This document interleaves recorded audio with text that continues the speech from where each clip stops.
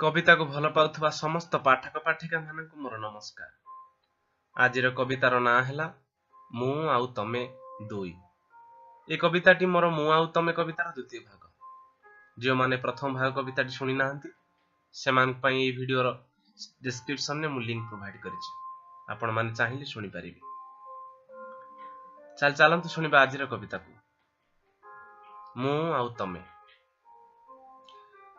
मु बुडुथिली धीरे धीरे मो भितरे, डरुथिली चाहिबाकू पछकू, काहींकि ना तमे एबे आउ साथी रे चालुनु।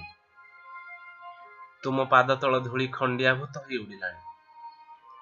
आखि धूली जे सफा दिसुनी किछि, काहा कथारे के जानी, आकाशर जह्नटा भी जमा आड़ आखि रे देखुनी। मो आखि रे नीरवता आउ ओठर उजुड़ा तट देखि तमे दांत चापी हसुथिल। झुमी जाउथिल नुआ मिलनर नुआ गीतरे। आउ मु बुडुथिली धीरे धीरे मो भितरे।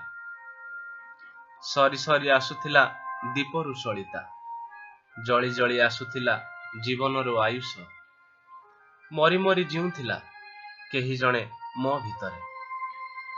कह कह हेउथिला काहार छाती तळ दर्पण से पाखर। तमे चिरुथिल जेते सब पुरुणा चिठी। मु गुटौथिली, जोड़ुथिली, खोजुथिली सेई कागज खंडरे मो ना। तमे दाउ दाउ दिसुथिल गुटे बड्ड सिंदूर टोपारे। आउ मु बुडुथिली धीरे धीरे मो भितरे। जदि मो कविताटी आपण मानकु भल लागिला तेबे दया करी लाइक शेयर और सब्सक्राइब करंतु। धन्यवाद।